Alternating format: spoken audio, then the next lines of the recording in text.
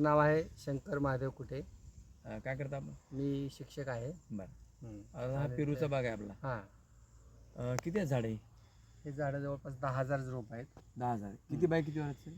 ते 8x5 वर आहे. 5 वर आहे. आणि हे पहिलं फळ आहे. हा पहिलं फळ आहे. तुम्हाला ग्रीन पॅन्ट कंपनीचा भेसळ डोस हां मध्ये आपले खतं दिले होते. हां, तर दिलं. काय काय दिलं त्यांना? त्यांना आपण प्रोम दिलं. हां. त्यांना प्रोम, भूमी पॉवर, प्रीमियम अच्छा, हे भेसळमध्ये हे तीनच दिले आपण 3 त्यांना. दिले तर. हो. बरं. फवारणीमध्ये काही फवारणीमध्ये काय नाही दिलं. काही नाही दिलं. आणखीन आपण फवारणी 1-2च घेतल्या. फवारणी बरोबर. आपल्या घेतलेलं नाही. पण आपल्या नाही घेतल्या. आपल्या आपल्या नाही घेतल्या घेतल्या. आणि वॉटर सोलेबल मध्ये मार्केटचं तुम्ही काय टाकले? वॉटर म्हणजे काय कॅल्शियम बोरॉन एक सोडलं होतं हां. आणि 1261. बरं, ह्याच्याशिवाय दाणेदार रासायनिक खतं काय टाकलेत का? नाही ना, दुसरं काहीच केलं म्हणजे भूमी एक पॉवर बुरशीनाशक एक सोडले 2 वेळेस. ट्रॅकोड्रोमा. ट्रायकोडामा बस. बरं. म्हणजे भूमी पॉवर, प्रोम आणि प्रीमियम हो.